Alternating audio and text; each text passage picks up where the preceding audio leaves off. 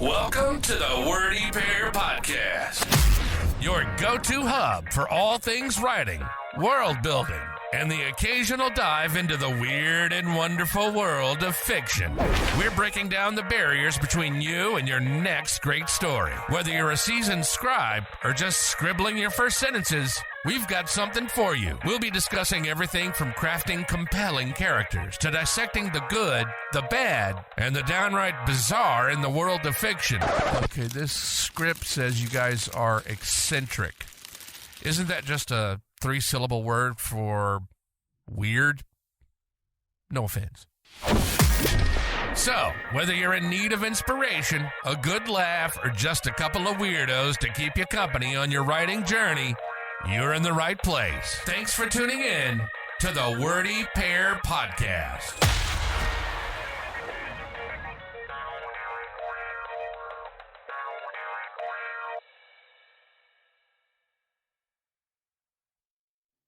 All right, hello and welcome everybody. This is the Wordy Pair podcast, and we are back from a little bit of a hiatus because one of us was enjoying, what would you call it, a fighting game convention or something like that, or How would you describe it?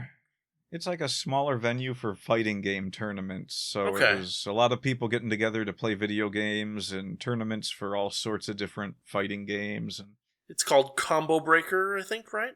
yeah, it's called Combobreaker. Took place near Chicago, Illinois. I believe it was in Schaumburg, Okay.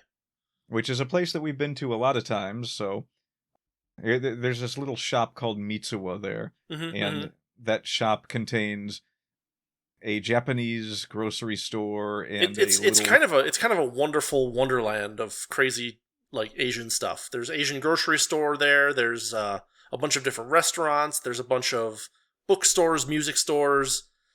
There's a really nice food court with a lot of different possibilities. I remember enjoying very much some good old vegetable tempura there with some noodles. Good, nice place, very fun place to go. I bought and it's CDs there before and stuff like that. It's a fun place. I think they still sell music in the bookstore, but they kind of changed things up. So now you go in and you're in the grocery store, and on your left is the Kinokuniya bookstore, which used to be like an there used to be like an independent bookstore there. It used to just be I'm a Japan bookstore place, but now they've switched it over to a big corporation. But Kinokuniya is pretty good. Yeah, Kinokuniya is pretty good, and they basically have a lot of the same stuff. I don't think they have a used book section there like the old place did, but that's okay.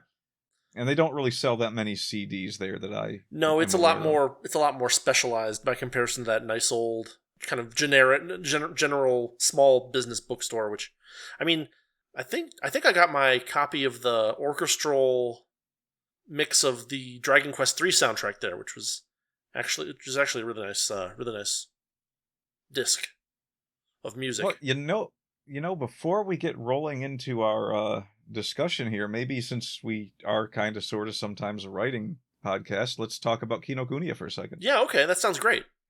So I'm actually just about to purchase something from them, but they're currently doing inventory, and so they aren't shipping anything. Because I read the first Vampire Hunter D novel in the first omnibus, and wow, the style on that is really bizarre. Like, it's a very weirdly written book, and so I think I'm going to pick up a copy of the Japanese version just to see if it's that weird in Japanese, as opposed to just like some translator not knowing how to turn Japanese into grammatical English. Might be something to discuss. Yeah, definitely something to talk about if I can actually discover some weirdness going on there. And if I can't, then I'll be like, well, no, I confirmed this and I confirmed this. Anyway. Honestly, I think it's just the straightforwardness of the writing is why that tone was chosen. It's straightforward, but the sentence structure is wonky in a lot of places in the English version, and it just feels weird. And I can't help but wonder whether that's someone who just is like, no, this is how you have to translate this sentence structure into English, and it's like, no, you can take a little bit of You can mess with it a little bit to make it sound better, read better. Yeah, you don't have to be 100% on it. It's not like you don't want to do the you don't want to Japanese change anime anything. But like localizer sentence structure is not a thing that you need to be super careful about necessarily. I mean, when it's simple, the thing about it is that in my experience, simple Japanese sentences are pretty easy to translate, but once you start trying to translate the more complex ones, some of the way that the Japanese extend their sentences are are different enough from ways that we do it in English that it's hard to kind of one for one it. Yeah, you don't necessarily want to have one sentence. If there's one sentence in Japanese, you might want to break it up into two sentences depending on what they're saying and how they're combining there can be lists that are one long sentence in Japanese too that would be a little bit ungrammatical, kind of run-on-esque in English. Things like that. But anyway, Kinokuniya is a nice little bookstore that has a lot of Japanese novels, a lot of Japanese like comic book art books and anime art books. Yeah. They do have sections for the stores that are in America. They have sections with English written books, but they're mostly books that have been translated from Japanese books, or they're manga that have already been translated into English elsewhere. They usually have a model section where you can buy models and figures, a lot of the Gunplay stuff. Is that how you pronounce that? Gunplay? I don't know. I've never seen the Japanese for it, so okay. I always called it either Gunpla or Gunplay. I thought it was Gunpla, but I guess I could be wrong about that. I mean, I just don't know. But when you said Gunplay, I was like, that sounds... well, it would be Gonplay, I guess, because it's... maybe. Yeah.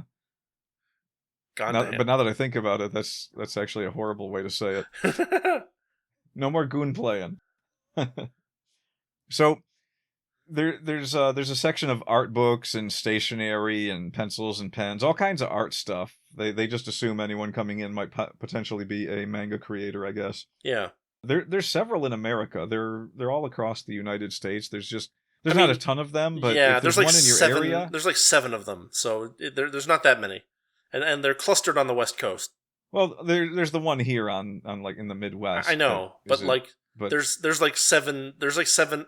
The last time I checked, there were like 7, 8, or 9 Kinukuniyas in all of the U.S., and like 5 of them were on the West Coast.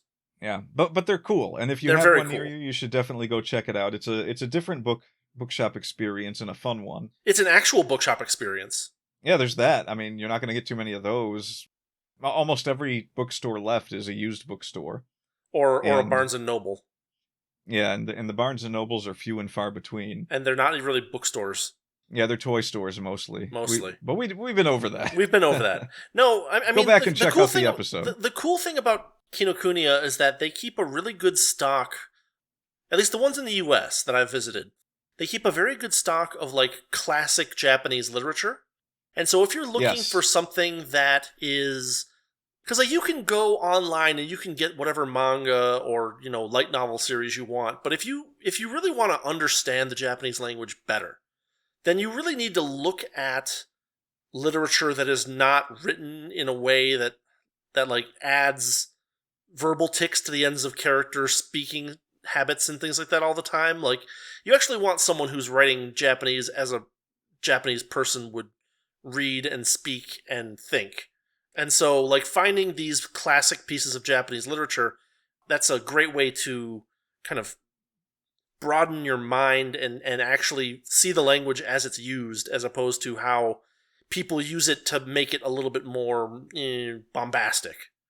And I guess if you're learning Japanese, it's a good vocabulary builder, too, reading through anything that is a little more... a little more in-depth in the language. The issue I have always had, right, is that if you're doing vocabulary building off of anime or manga or video games or whatever, that you often get a lot of vocabulary that's just not practically useful in a lot of senses. Like, you might understand the word for, like, Earth Federation, but, you might not ever make the jump between this is Earth Federation to this is just Federation, and this is what Federation means in Japanese, and these are the kinds of organizations that are called federations in Japanese, kind of thing.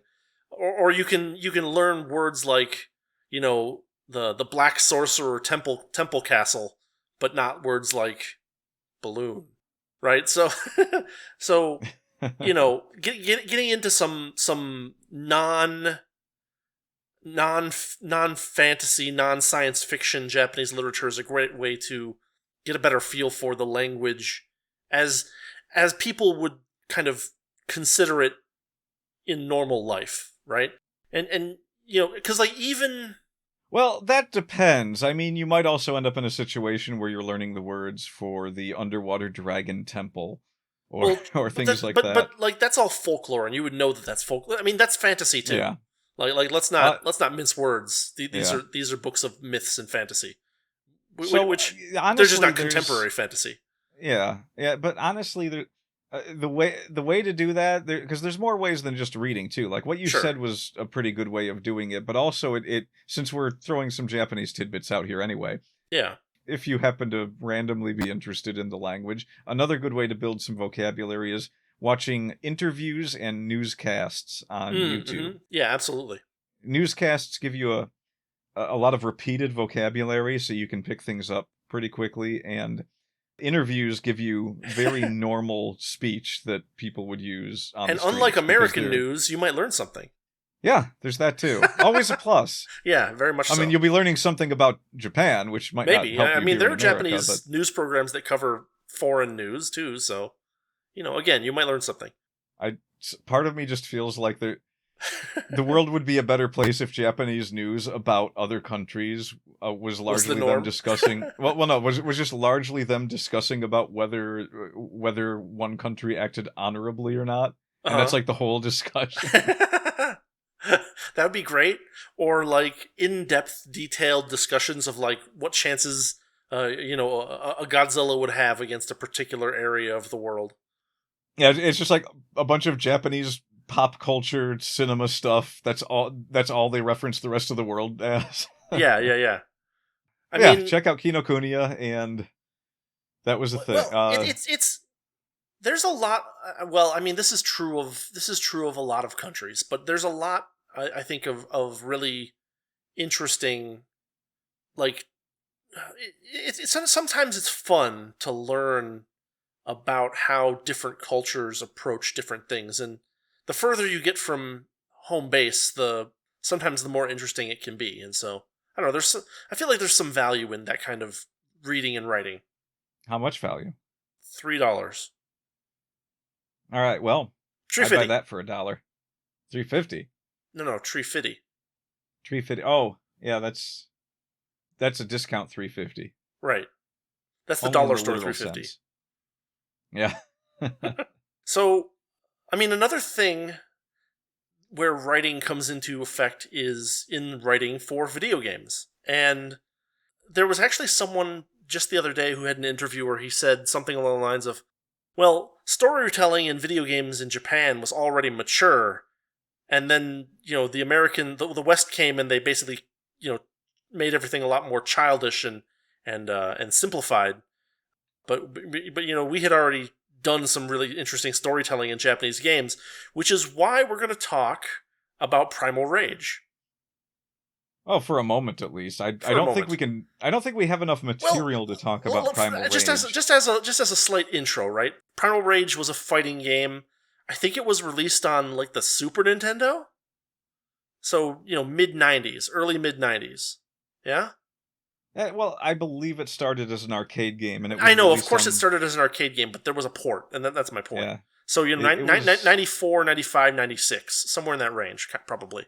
And it was not a very good fighting game, but it was at least somewhat unique, because you basically got to choose like dinosaurs and giant apes to fight, and that's most of what I know about that game. Fighting games in general, unless they get really popular and there's a lot of like side lore that it gets written for them, they don't usually have particularly detailed stories. But you saw something that is related to Primal Rage that's worth maybe mentioning. Yeah. So, Primal Rage, you basically played as beasts. Yeah. This was good enough for anyone that was just like, all right, here's a dumb game, but I get to play as a dinosaur, just like you said. Yeah, exactly. But it wasn't good enough for the developers who felt the need to, they wanted to attach some kind of deeper lore to this, which could have been done using the same creatures in ways, I guess. For the first game, yeah. I mean, you could tell a story with that even if it was at a basic instinct level. I mean, there was an entire book written by Bob Bacher, the The Price is Right archaeologist or the guy. paleontologist. No, that was Bob Barker. Oh. Wait, am I using the wrong name? I don't know. Robert Bacher was, yeah, I think it was Robert Bacher. I might be wrong on this. Okay. There was a famous paleontologist named Robert. They mention him in Jurassic Park. Now it's killing me that I can't remember his name. He wrote a book. Yeah. When Jurassic Park started getting popular, he wrote a book called Raptor Red. And the entire book is supposed to be a theoretical examination of what life would have been like for a velociraptor from the point of view of the velociraptor. Okay. And it was a pretty good book. Well, okay, tell me about it. I can't because I read it when I was 12 and I don't remember too many of the details. Oh, this is the one thing you forgot, huh? The book about dinosaurs is the one thing that you forgot. I'm ashamed of you. Well, I mean, look, it was largely the dinosaur like hunting for food and moving through the jungle, and it was maybe the size of the Andromeda strain, the novel. Okay, so fairly short. It wasn't a particularly large book, and I remember that I was I think I was 12 years old, maybe 13, and I got to the end, and then it was like, wait, there's a sex scene in this book because because it's the whole life of a raptor, right? So. Yeah. So he's going through how the dinosaurs would mate, and I'm sure that there's like an element of guessing to how, but yeah, there was nothing described in detail. It was just like the word mount was used, so no big deal. But there was a lot of like eating of food and killing of other dinosaurs, and a couple of fights that the dinosaur got in, and it was an interesting book, and it did try to kind of stick to what life would have been like for a dinosaur. It wasn't one of them ones where the dinosaur had any real internal voice, like like Watership Down, where the rabbits could talk. It wasn't anthropomorphized, is what you're saying, right? Yeah. I mean, it was not. I mean, that's kind of a unique and cool idea, right? It's like historical fiction, but not from a human's perspective. Right, and this is something that you could have similarly done with the creatures from Primal Rage. Like, what are their motivations? Why are they fighting other creatures? It's like, are they in their territory? Are they hunting for food? You could be taken through the Diplodocus or whatever the Brontosaurus-looking one was, and it was maybe it's just trying to stay safe and gather food and make it across a certain level of terrain to get somewhere safer. Yeah. You can do stuff like that with that kind of story. Sure. The people that made Primal Rage decided that they wanted to go for the deep lore version of a fighting game. And so the second game, which was never officially released. You said that there were only like 3 prototypes ever made, and one of them is for sure destroyed. So well, there might have been more. 3 were what were known to exist, I guess, a while back, and it's not like the game can't be found in certain other mediums. I'm sure there's a ROM dump of it somewhere. Yeah, well, a ROM dump's not the same thing as an actual like arcade machine that is designed to play it. Right. And we bring it up because this Combobreaker event I was at, they had a small arcade with a bunch of stuff in it, and the Primal Rage prototype arcade machine was Primal Rage 2. Primal Rage 2. It was at this convention. It was I believe it's owned by an arcade called the Galloping Ghost in Chicago. Okay. And they donated it for this event. Okay. And I decided to check it out. Nobody was really playing it, for good reason. It's a terrible game. Yeah. But the original Primal Rage wasn't particularly good either. When I walked up to it and I started playing it, I was like, am I remembering the wrong game when I think Primal Rage? Was it a totally different franchise and I just can't remember the dinosaur one? But I was sure that wasn't the case because I had played Primal Rage and we joked about it a lot, and everyone knew what I was talking about when I said Primal Rage. Right. So I get on the machine, and as I'm playing, I discover that you can turn into the dinosaurs and everything as you're playing. Yeah. I'm like, oh, okay, so you start off as a human, and then you turn into the dinosaur? And it's like, well, what's that about? And then I'm playing, and I'm looking in the background, and the people that you're playing as are actually as big as dinosaurs. So there's like little people in the background. Oh.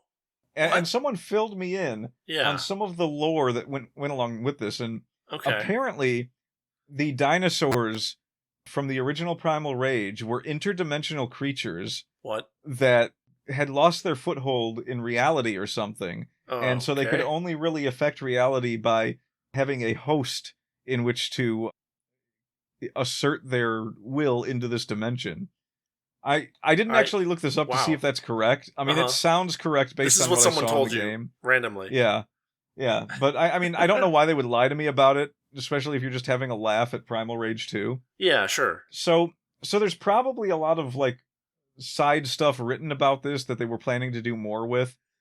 But given that the game never got a foothold, it Yeah. definitely didn't take off anywhere. But it kind of shows you that, like, and the thing is, it's possible to take something like that and make it good. I'm not saying that they couldn't have made it good. Sure. I'm definitely saying that I didn't have much faith in them making a good game after the first Primal Rage game. But Right.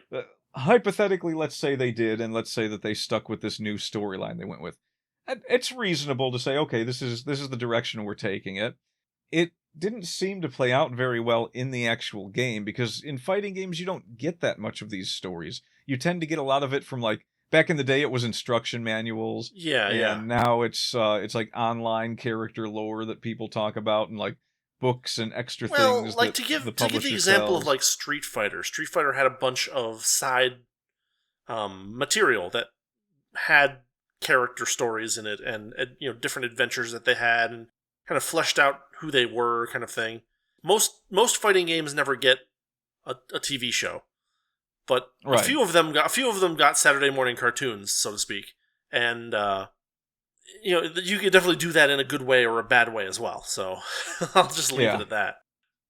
Well, Mortal Kombat, from what people have told me, apparently has some pretty deep lore, and you can explore a lot of it just playing the games. Mm-hmm. But I don't like Mortal Kombat, so I'll never know if that's true or not. Yeah. You can definitely look things, but like you use the example of Street Fighter. Street Fighter does have a lot of side stuff that fleshes out the characters a little bit more, but some of it, like the original Street Fighter movie, which I love, I don't care what anyone says, great movie, had nothing really to do with Street Fighter other than the characters are in the movie, and they somewhat have some of the motivations of the characters from the game. I do have to give it credit. Somewhat. It might not be too closely related to the games, but it's way closer than the Chun-Li movie that we got. Uh-huh.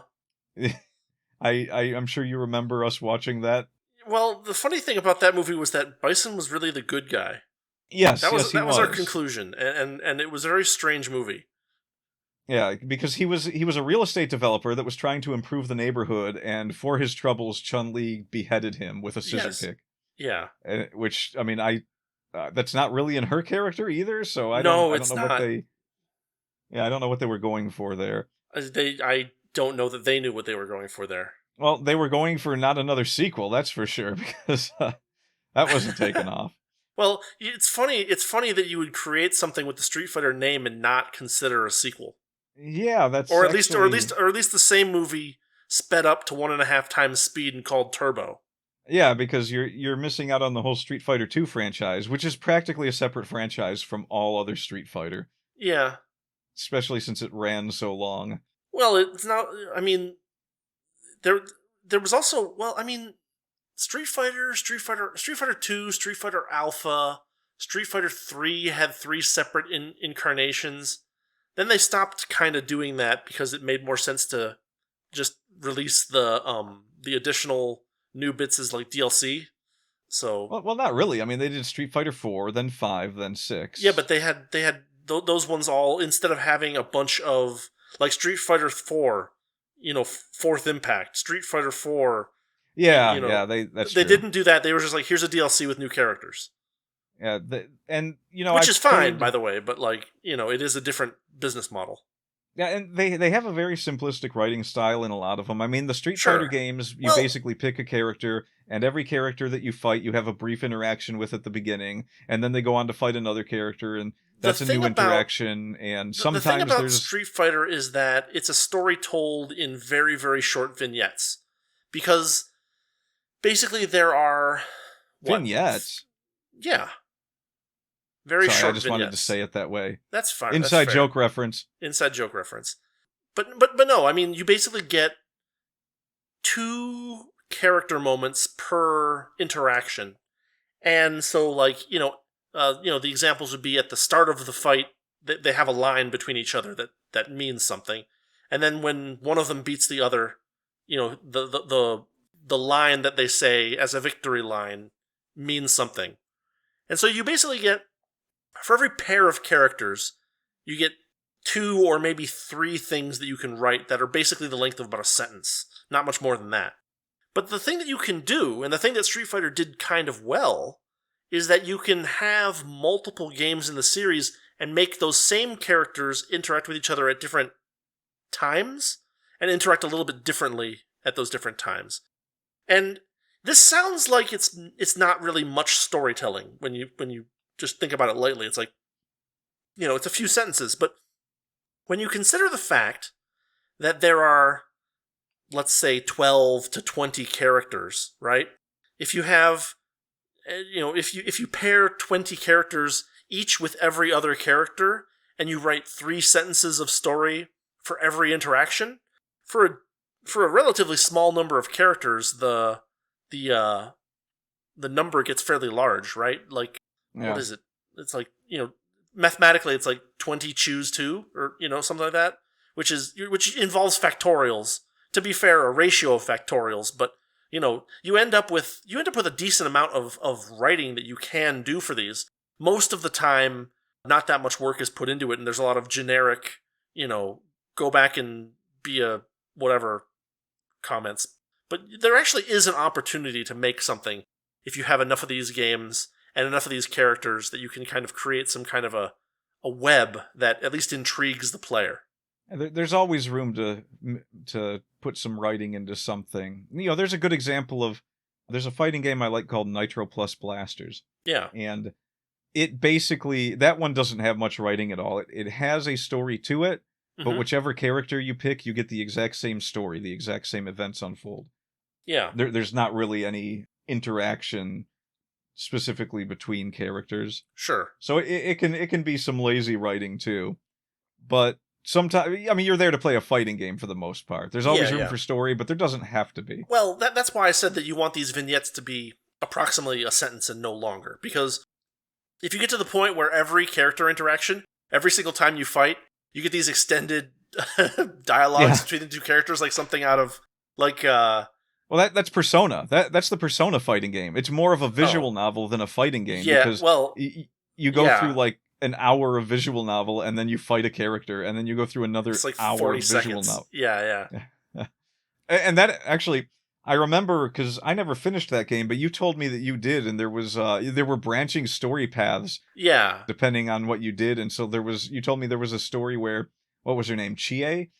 Before you got to the last boss, you fought a certain character, and after they fought, they were both like, I'm hungry. Let's go, and you could, like, go and eat a bowl of steak instead of fighting the last boss, and that was a different ending. Yeah. It has been so many years since I played it that I don't remember it very well, but there were it was like 70% visual, or like 80, 85, 90% visual novel, 10% fighting game. And yes, there were, like, branching paths and choices that you had to make, which would help determine, who you fight next, kind of thing. So lots of story in that fighting game. It was more story than fighting game, honestly. All right, well, I guess as far as Primal Rage is concerned, the point is that there can be good stories in fighting games, and there can also be some bad ones, and there can be ideas. You can even do the epic. You can even do kind of the epic, like, fight across the ages kind of thing. You can even do that pretty well. There was that game series, Eternal Champions? Yeah, that did a decent job of that. Allegedly, Sega's going to make a movie about Eternal Champions, which is I prefer to pretend that's not a real thing. Well, it's absolutely hilarious because one of our friends loves Eternal Champions, and we played it with him several times. He actually he went with us to Combobreaker, and he had a custom stick that he'd made where he had gotten a hold of some of the Eternal Champions. There were, I guess, brief comics. Okay. And he had printed them out and arranged them under the glass display of his, or the little plastic thing on his arcade stick. Yeah. And made an Eternal Champions arcade stick. Ooh, that's nice. And when he heard about the potential movie, he was like, "Look, I'm hyped, but who else are they making that movie for but me? That's what I want to know. So it's like he's literally the only person I've ever met that's like an Eternal Champions fan. Yeah. Which is surprising because I found out this weekend while we were all talking about it that Eternal Champions was actually a really well-selling franchise back in the day. I did not know that. I didn't know that either. Huh. I do remember the advertisements in the magazines, but apparently, and you know, here's some storytelling in real life.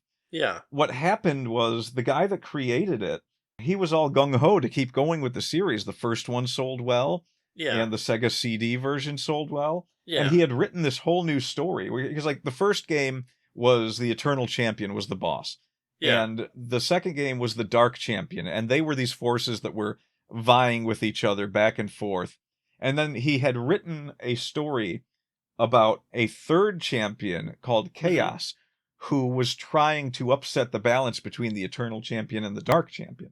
Okay. And this was apparently a thing that was really, really going to happen, and they had high hopes for it. You know, they were making a ton of money. It was growing into a pretty decently respected franchise, and all of a sudden they get a call. Sega of Japan was putting their foot down about it. They were like, hey, we can't have two fighting game franchises. What? They were pushing Virtua Fighter hard. Oh, God. Virtua Fighter at the time was not even as popular as Eternal Champions, apparently. Oh. But that's what they wanted to go with, because they're like, well, it's 3D, and it's the new thing that we're working on here in Japan. Eternal Champions was a Sega of America project, and there were always, apparently, rifts between Sega of America and Sega of Japan. Yeah. And we listened to an interview with the guy that created Eternal Champions, and he was telling the guy interviewing him, you know, I'm basically Mr. No. That's actually what they called me. They would call up and ask what the delay was, and they'd be like, is it Mr. No again? So they wanted to get rid of him, and they had their opportunity when Virtua Fighter started seeing success, and they could pour everything into that basket. So if it hadn't been for Virtua Fighter, which is a fighting game series that really doesn't have much story to it at all, Eternal Champions could have been right up there with the likes of Mortal Kombat and Street Fighter in terms of constantly seeing new versions of the game and getting more story to fill it in. And it probably was, you know, more full of story than either of those franchises. So it's a little sad that we missed out on that opportunity just because for some reason Sega thought they could only pursue one type of each franchise. There's business advisors that'll say focus on one thing at a time, but... Yeah, but there's two different... They're basically two different organizations. I know. I mean, Sega of America had the 32X, while Sega of Japan had the Saturn. And I can understand that a little bit more, because now you're talking a piece of hardware that you want to get into homes that you can make games for. The 32X was released in Japan, too, wasn't it? I don't know if it was. If it was still made in America, as far as I know. I did not know that. Yeah, they were working on it for a really long time in America. They were like, this can be the next thing that we, you know, really focus on. And you know, they were getting a bunch of games ready for it, and then Sega was just like, no, we're making the Saturn, we have to compete with Sony. Yeah. And really, when you go back and look at the 32X, the only real problem that system had was that you were stuck with the user base of people who already owned a Genesis. Because it wasn't a standalone system. You had to plug it into a Sega Genesis to use it. Right. And not only that, but they were also making Sega 32X CD games, which means you also had to have a Sega CD if you wanted to play those. So it's a little more understandable that Sega was just like, we're making a new console. It's going to be standalone. That's the one we want to focus on. And they killed the project. You know, they waited until they got the initial sales, of course, as you do, I guess. Yeah. Because people did buy the 32X. But a few did, yeah. You know, 6 months in, they'd already canned it before it was out, and 6 months in, it was clear that nothing else was going to happen. So it never really got an opportunity. But if you look at the games on it, they do look nice, and it does look like something they could have done a lot with. It definitely didn't keep up with the Saturn in the end, but there was a lot you could do with it. Yeah, I mean, I guess it still has the... We were still deep in Moore's Law back then, so like it made sense. Yeah. Yeah, so it's interesting how the same company can have two different sides like that, and even if one of them sees a lot of success, it can really be hampered by the other. Because Eternal Champions, it was a 1 million copy selling game, a 2 million copy selling game by the end of it, and that was a lot bigger back then. That doesn't sound like much now, but you know, there weren't that many people with a Sega Genesis or a Super Nintendo compared to how many people own video games these days. So that's it's just interesting that there are these story ideas for fighting games, and it's kind of like would Primal Rage 2 have been good if it had No. Been fully... No, it wouldn't have. No. But well, I mean, technically the game felt like it was mostly finished, so I don't think if they had a few more improvements for it, it would have really changed anything. No, but story-wise, maybe they would have had something more to it. No, because the writing all gets done early on these things, I think. Not necessarily. Sometimes people look at the game and they're like, well, do we want to... people in corporate are always like, how can we tie this into our other branding and so forth? So maybe they were thinking of connecting all the Sega universes at some point or something. Who knows? Something weird like that. I guess that's possible, yeah. Unlikely, but possible. Yeah. It's just... Well, actually, Primal Rage wasn't really Sega. It was it Midway or? Yeah, I think I think it might have been Midway. Yeah. Yeah, I can't really remember, but it's just an interesting thing to think about. No real writing advice here to be given. Just food for thought. Well, looking at a unique medium and figuring out the hurdles that you have to go through to do writing for it, I think is a valuable thought exercise. Yeah, because it is kind of nice to see the difference between something like a Street Fighter 2, one of the later Street Fighter 2 incarnations where there was a little bit more character writing and interaction in there, versus like a Persona fighting Ultimax or whatever the thing was called, or even like a King of Fighters. It's the Bernie Sanders problem, really, when you look at it. What do you mean? Shall I elaborate? Yes, please. Okay, so Bernie Sanders, of course, is kind of has that whole, well, why do we need 5 different brands of shoes thing going for him? And if you look at it, you can think, well, why do we need all these different fighting games? And that would be the Bernie Sanders problem. Like in Bernie's head, we have Street Fighter and Mortal Kombat and Toshinden. Why do we need all 3 of these? Why don't we just have one fighting game?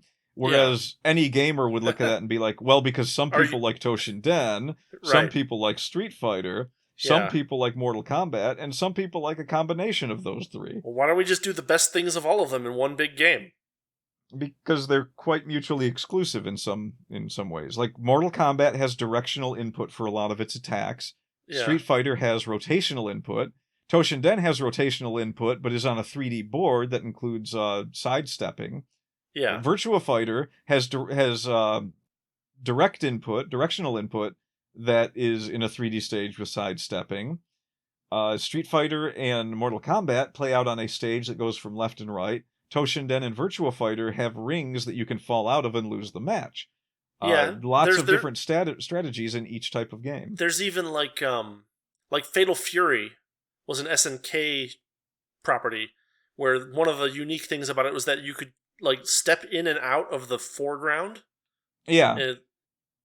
But a lot of the characters that were in Fatal Fury ended up in King of Fighters, but they took that aspect of movement away from King of Fighters to make a more tightly focused 2D fighting game kind of thing. Yes, but King of Fighters also had rolls where you could roll past an enemy's attack, which you did not have in Street Fighter. Yeah, you had dashes in Street Fighter eventually. Yeah. So there's a lot of different things, and if you tried to combine all of those elements, you would have such a mess it would be unbelievable. Like Capcom vs. SNK 2. Exactly. But, still a great game. And, yeah, it was fun. Yeah. Yeah, they had machines for all of that stuff there this year, and it was just great. They had a Power Stone cabinet, 4 players. We were playing Power Stone quite a bit. There's a game that has a little bit of story to it as well. Not much, but it didn't really matter because, me and one of our friends couldn't stop laughing at the announcer. Yeah. Did Power Stone have the animation first, or was it the game first? It was the game first. Okay. Yeah, Power Stone is one of those sad stories where there's a large company that created it called Capcom, and they have created many, many games, such as all of the Street Fighter stuff, and, Marvel vs. Capcom and Marvel vs. Capcom 2, really famous fighting games. And they had this one little franchise that only had games on the Dreamcast. Power Stone and Power Stone 2. Yeah. That was it. And I think it eventually got a release on PSP, and then it was finally, just last week, released on modern consoles in the Capcom Fighting Collection. But they have never made a Power Stone 3. And it's interesting to note that Bernie Sanders could look at Smash Brothers, the Super Smash Brothers game, and be like, well, see, here's an example. We have one type of fighting game that's this game. We don't need any more. Yeah. But Power Stone is another 4-player party fighting game with items that randomly appear and a lot of mayhem that goes on, just in the vein of Smash Brothers. For my money, the Power Stone games were more fun. But the Power Stone games are a little bit more... Yeah, they play a little differently. They play very differently. A lot focus, differently. Yeah. But, like, you know, they're also... Power Stone's also on a 3D area as opposed to the 2D side-scroller Smash Brothers games. So that's another thing that just doesn't quite translate from one to the other. And that's the thing. It's like, I have my personal preference. However, I love both of those games. Smash Brothers is also really fun. Sure. So you have this medium that just has a million different ways to play things. And, you know, there's all sorts of different mechanics in any fighting game. The Persona games have a lot of click-in features and various characters that have really weird play styles. There's a lot of high mobility, a lot of air combo kind of stuff too. Yeah, there's a fighting game called Dengeki Bunko Fighting Climax, which is a game that just contains characters from various stories that are published under Dengeki Bunko Publishing. Yeah. And it's that game, the sole purpose of that game, it's a kind of fun game, but mostly you're playing it because you like the characters, and so you just want a fighting game with the characters. It has its own unique set of ways to play things, but really that's what you're there for. Taiga in it? Yeah, it had Taiga, it had Misaka. It had characters that had nothing to do with... Like, it had these superhuman crazy characters, and it had, like, a regular person. Yeah, a schoolgirl. Short. Yeah. Yeah, so it was just a mix of various franchises from different books published under Dengeki, and that kind of makes it interesting. There are a lot of fighting games that just copy other fighting games and use different characters. You know, Nitro Plus Blasters is basically an old school Street Fighter kind of fighting game. Yeah. But it's another one that's like a mishmash of various different properties. It's got Fate Stay Night characters, and Sonic-O is a character in it. Yeah. You know, there just a million different ways to play and a lot of different opportunities for storytelling. I think it's one of those cases where we've talked about it before, where there's a thing in the gaming community where sometimes you'll see someone say something, well, this game has no story, it's not interesting. And, you know, I like stories in my games. Sure. I like games that are just straight up stories, like Umineko. Yeah. But there's also something to be said for games that don't really tell any story. You know, the story is kind of in your head. Like, some of the Castlevanias have very little dialogue, and you know what's going on. You just don't get much story from it. Or the original Legend of Zelda, there wasn't much story. All of the story was a blurb at the front of the game. Right. and a few paragraphs in the booklet. But like there were also games like Wizardry, where, you know, the story was kind of like something that you made up in your own mind as you explored this dungeon kind of thing. Yeah. There was a comic about it. You remember the special edition of Etrian, when you bought it? It actually had a little comic that that said, yeah, this is a game where there's not really much of a story. You get to make up the story and play as your characters in your own head as you go along. Right. And it was kind of a way to sell people on like bringing the old school dungeon crawlers to the forefront, which it did a really good job of. I mean, Etrian is still my favorite out of all those types of games. I think it's just video games are a very good medium to mess around with. You know, storytelling or just making something fun that doesn't need to have a story. It can work either way. And that's an interesting way to look at how you might do your own writing if you're working on projects that aren't necessarily sitting down and typing something out for someone else to read. Like, how do you tell a story even in your own marketing? Do you have a story that you're telling that delivers the product in your marketing? And is it too much story? Is it too little? Do you need a story, or do you need to just be like Gargura when she was selling merchandise for HoloLive, and they go through all the different girls who explain what their product is. They get to her, and she's just selling a shoulder bag, and she just says, bag. Right. And I think a couple of the other girls got nervous that that's all she was saying, because one of them prompted her to be like, well, is there anything else you want to say about it? And she just goes, bag. I think she said blue bag at some point. Blue bag, yeah. And honestly, that probably got more people interested in her product than anyone else's, because it was charming, and it was funny, and it stuck out because it interrupted the flow of what everyone else was doing. And I really think I've seen enough of her doing things now that she knows what she's doing when she does that. Yeah. It's really hard to believe that she can somehow pull off telling her stories by making herself look like more of an idiot than she is, when in fact she seems to be incredibly talented for this kind of thing. Her sense of comedic timing and so forth. But there's also something else there. Can we draw this into like an idea of like the usefulness of minimalism or something like that, like not overdoing it? Only to the extent that, because a lot of people will argue back and forth, like you should be more minimalist, or you shouldn't. You should actually try to express things. It's like, no, you just got to do what works. I mean, if minimalism is the right thing for what you're trying to tell, use that. If it's not, if you need to elaborate, if you need to make some grand, epic explanation of things just to make it a good story, then by all means do it. But do what will tell the story in the best way that you can. Because as with Bernie Sanders and his single shoe, there is no one shoe to control them all. One shoe to roll them all, one shoe to step on them? I don't know. Yeah, I got nothing. Yeah. but with stories, that's the thing. You can tell a great story in a few words, or you can tell a great story in many words. Or you can tell a bad story in many words. Yeah, or you can tell a really short story with a lot of flowery speech. I mean, that's what Shakespeare is famous for. And people wrongly... And people say that he's the greatest writer ever. And that's okay to be wrong. I just want to say that. Yeah.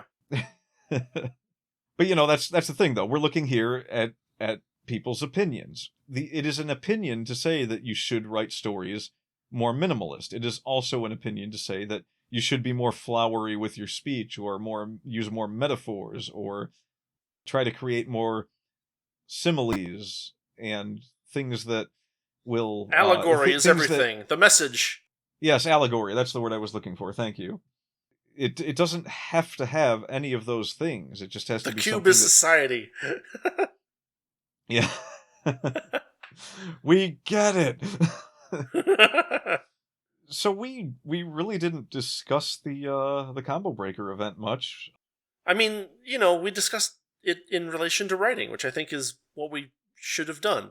Yeah. And we got nearly an hour out of it, which is fine. Well, so we can close up, and you can just say, was there any fun stuff that you did there that you want to talk about? Yeah, that's kind of what I'm looking to do here. We got I got a book. I did a book exchange with a friend who lives out there, and he was actually... Him and one of his friends is an artist, and she was selling her artwork there, and he had just published a book recently, and he was selling his book at the same table. His friend had done the art for the book, so it made sense for them to be there and selling it together.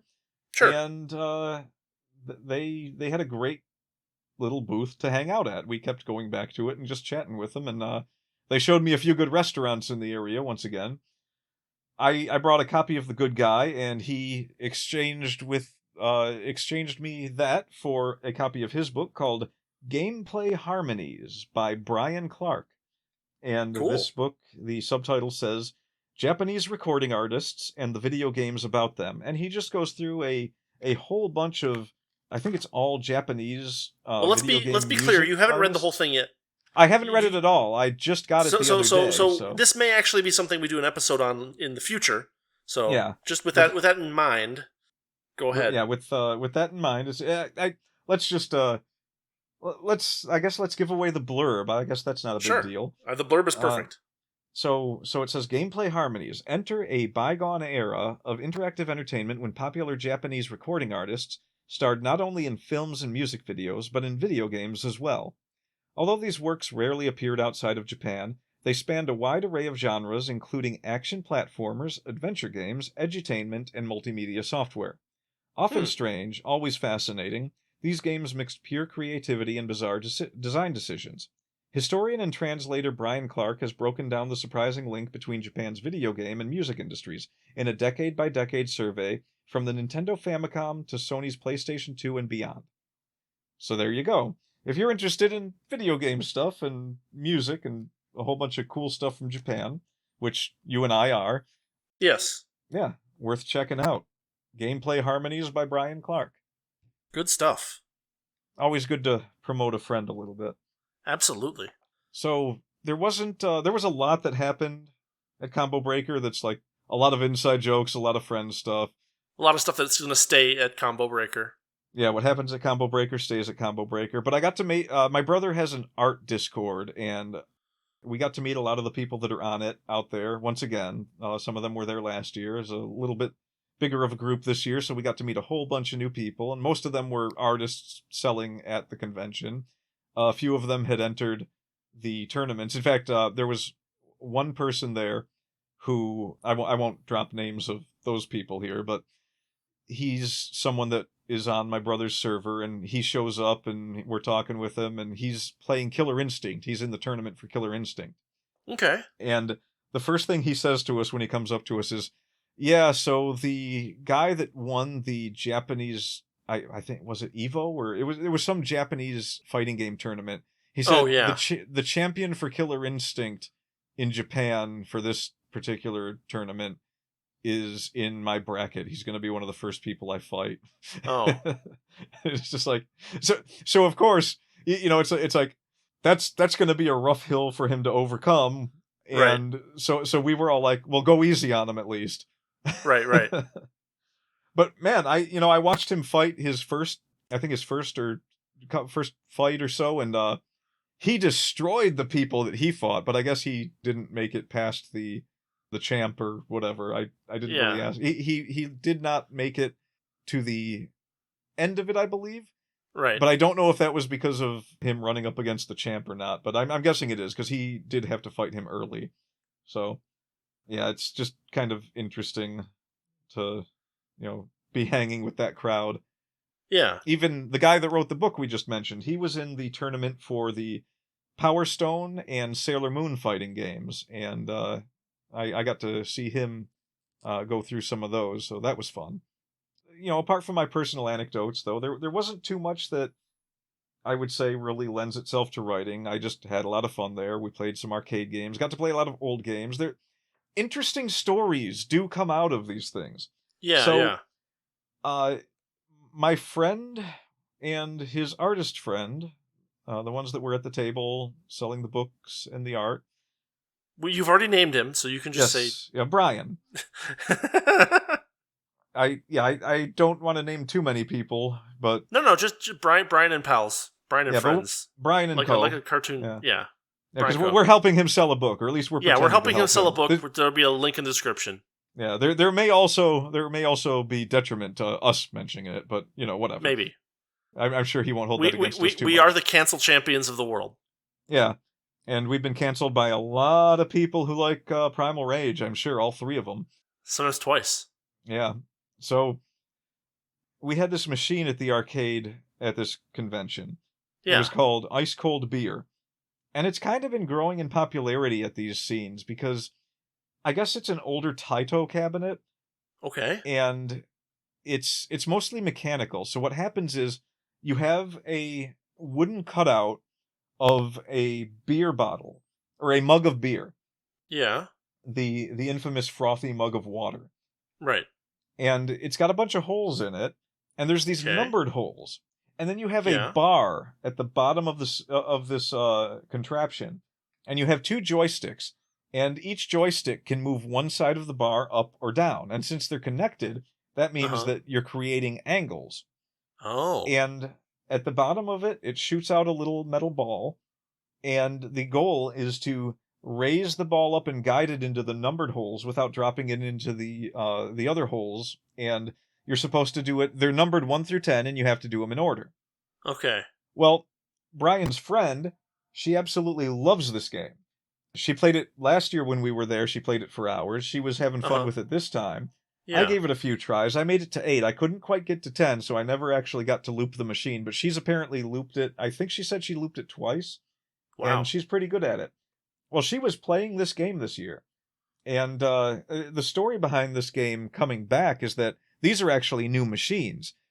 Oh. Someone got the license from Taito to take the old design and remake them and sell them. Uh-huh. And so last year they had one of them. This year they have 2. She's playing the game, and out of friendliness, what you do with these things is you can sit there and play as long as you like. But if people start lining up behind you, you finish your round, and then you look over and be like, "Hey, you want to play next?" And yeah, sure. And so you let someone new play. Well, there was this couple that was standing behind her for a while, and they were kind of far away. So she wasn't sure if they were actually behind her or not. So finally she turns around, she goes, "Did you want to play this machine?" And I don't know what the guy said, so I'm going to make this part up because it was very loud. I couldn't hear what a lot of people were saying.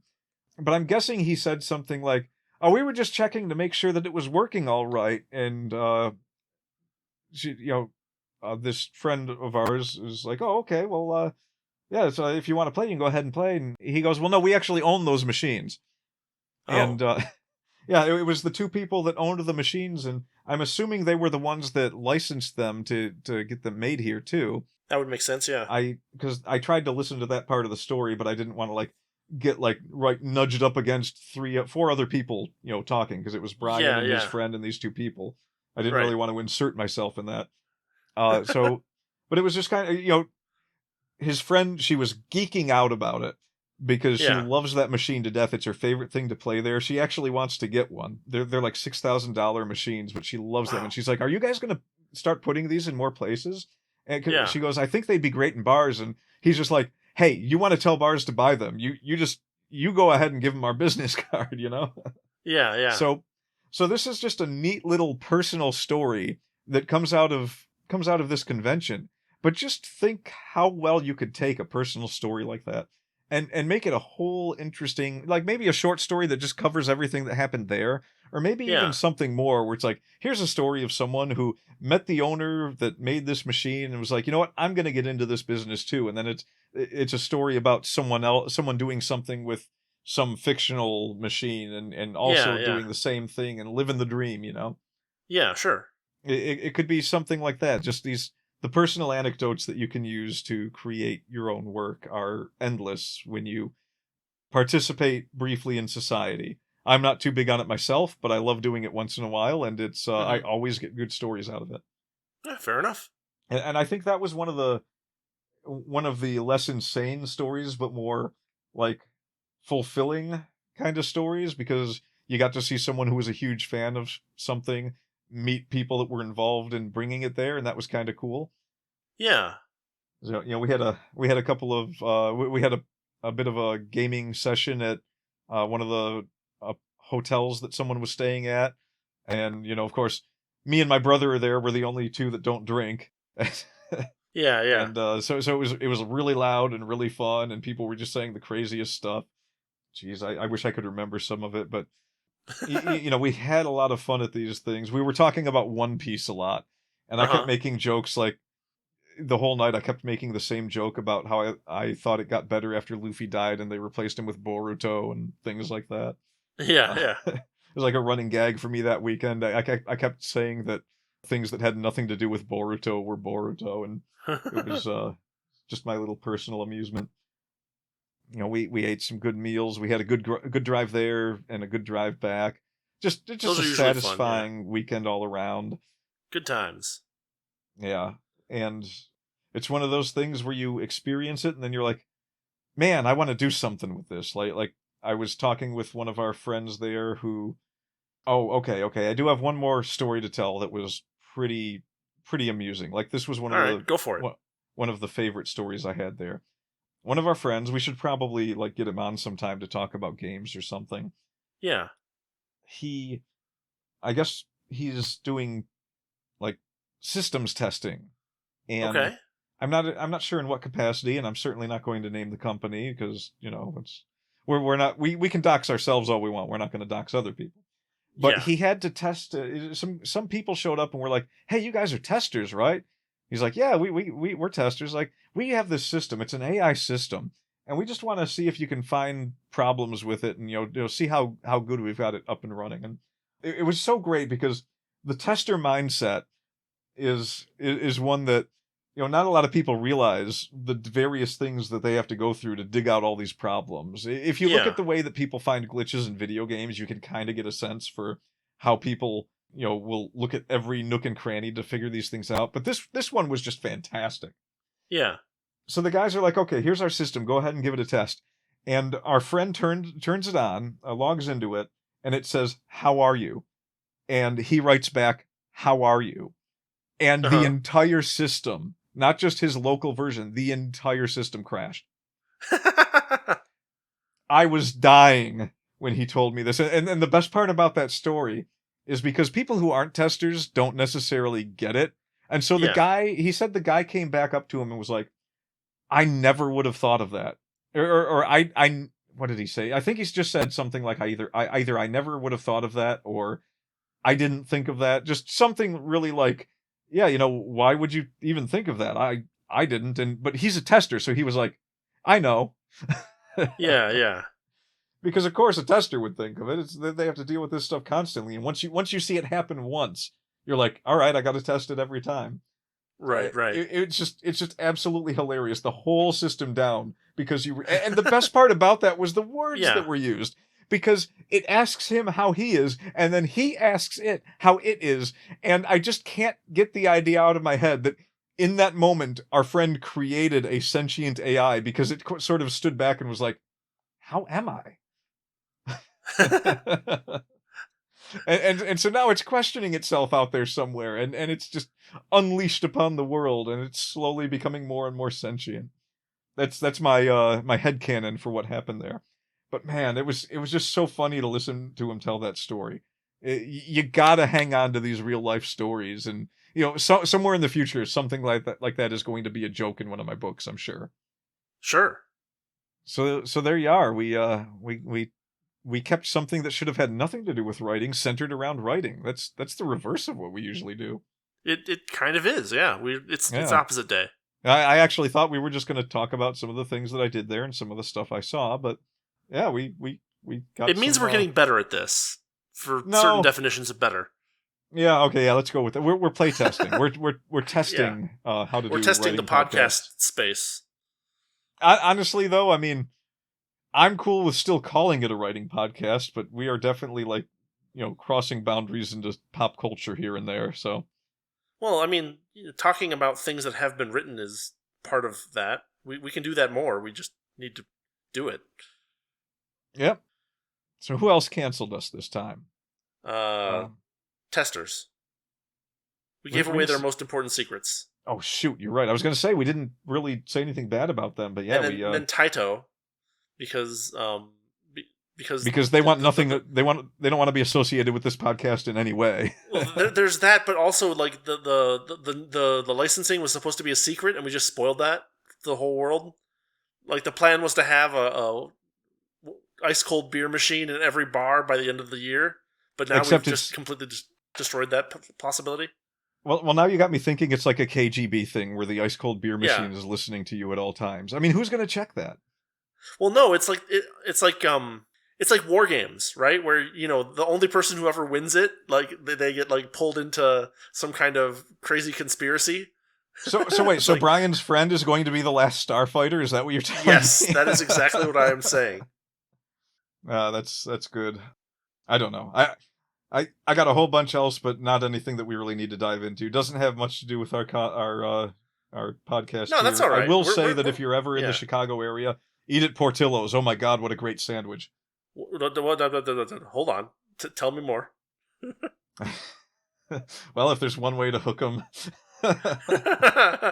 All right, so Brian and his friend said, "Hey, let's go eat at Portillo's," and you hear Portillo's and it's like, ooh, Italian food, and then they're like, well, yeah, it's Italian beef. It's like, all right, so it's Italian. And it's like, no, this is actually not like you're thinking. And so we went there. I had actually forgotten the last time I visited Brian, he had taken me there, and I didn't know what he was talking about until I walked inside and I saw the place. I was like, wait, I recognize this. And it's just this cool sandwich shop. They have kiosks now where you order off of a screen, but they have tons of people working there in the back kitchen. You place your order. They give you these sandwiches that can be a little bit dry, a little bit wet, depending on how you order them. Like the bread was soaked with the gravy that they put on it for the sandwich I ordered. The beef on it, this sandwich was so good. We sat down at the table. It kind of comes out like fast food. And, you basically got a Philly cheesesteak and fries, kind of what it looks like. But it tastes nothing like a Philly cheesesteak. And they have this spicy pepper topping that, it was so delicious. I wish I didn't live so far away. It reminded me of Texadelphia. Okay. It's been so long since I had Texadelphia, I'm not 100% sure which I like better. But there was definitely more to this sandwich than the Philadelphia. I mean, Texadelphia sandwich. Good, but it's not special. Well, in the sense that they bury it in jalapenos, I thought it was special because it's. Yes, that's true. Yeah, and I like my jalapenos. Similar spiciness to the sandwich I ordered. They have their own little mix of peppers and so forth that they have in an oil that they pour over it, and it's just fantastic. Yeah. I fully recommend Portillo's to anyone that wants to go out there. I know you're a sandwich guy, so I figured you'd want to hear about it. I mean, how does it compare to a Captain Nemo's? Captain Nemo's is still king. No doubt in my mind that Captain Nemo's is still on top, but, there's one left in the world, and it's near us, near me. Near you. And eventually, one day, I'm sure that we will be sans Captain Nemo's, but that will be a sad day. Yes. Until then, they've got the best sandwiches around. And every time I question that, I just go there and eat, and it's just like, nope. Yep. Nope, they aren't as good as they used to be, and they're still the best. Yeah. I remember you visited from Texas one time, and you had been telling coworkers about it. You brought a bunch of sandwiches back with you to Texas to give to them. I wish that happened. But you told me that. Did I make... You made that up. I have a vivid memory of you telling me that you had wrapped some up in tinfoil and flown back with them. Unless you had told me you wanted to, and I told you that I wanted to do that, but I didn't actually do that because, no, those wouldn't hold for that long. Well, I mean, yeah, that's kind of why I was like, well, you're not giving them the real experience, but... Right. Shoot, I actually thought you did it all this time. No, I don't. I'm pretty sure I did not. I could be forgetting, but I'm pretty sure I never tried to do that. 70% odds that you're telling me the truth and you actually didn't forget, but I also have to assume a 30% chance that you forgot because you've forgotten some really I do forget some important things. But I feel like I would remember Captain Nemo's drippings coming out of my carry-on luggage. Well, I mean, I think I see the problem here. Like, you and I have so many similarities that it's kind of... I guess it's kind of fitting that you forget, like, 30% of important things, and I make up 30% of important things in my head and think that they're real. Yeah, that totally tracks. One of those might be a serious problem, and we're not going to say which. So on that note... on that note, let us call it for today. Everybody, thanks for listening, and as always, I'm Rudy. And I am Justin. And who the hell knows what we're going to talk about next time? We will when it happens. Maybe. If we're looking at it in a time lens, then it's actually 100% known what we're going to talk about based on that standard. However, at this particular moment, nobody knows. We have some ideas though, so tune in next time. See y'all later. Thanks for listening to the Wordy Pair podcast. Our passion is all things writing, world building, and getting into the weird and wonderful world of fiction. We hope you enjoyed our unique takes. If you did, make sure to like, rate, review, and subscribe to get your weekly dose of writing weirdness. We'll be back soon, but in the meantime, hit us up on Twitter. For Rudy, it's @Rudolph_Cone. And for Justin, @Ninja Mouse Chew. See you next time on the Wordy Pair podcast.